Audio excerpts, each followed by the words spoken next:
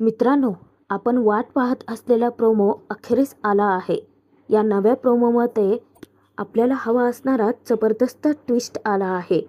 यमुना सगळ्यांच्या समोर कावेरीला विचारते की तुझं माझ्या उदयदादावरती प्रेम आहे, आणि तिला चिकूची शपथ घ्यायला सांगते.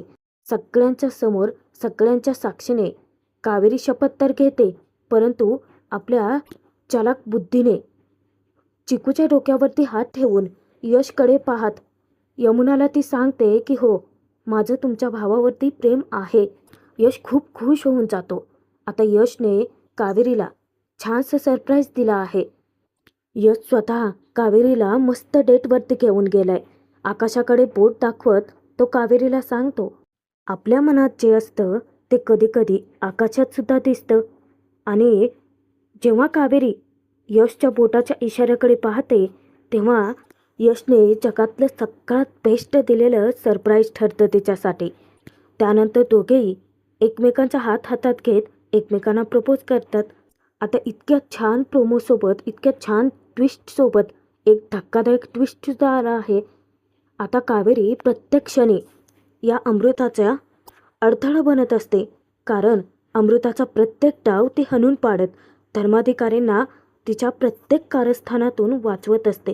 म्हणूनच हा अडथळा, हा आपल्या मध्ये येणारा काटा कायमचा दूर करायचा, असं मनाशी पक्क ठरवत अमृता चक्क कावेरीच्या डोक्यात वार करून तिला बेशुद्ध करते.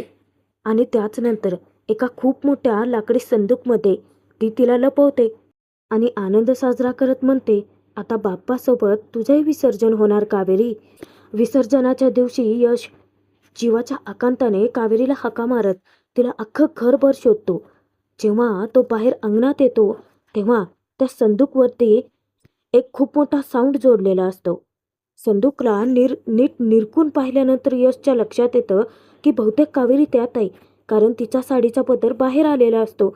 आता यश तिच्याकडे जाणार तोचपर्यंत त्या साऊंडचा खूप मोठा चोराचा शॉर्ट सर्किट होतो आणि तोच साऊंड चोराचा पेट घेतो.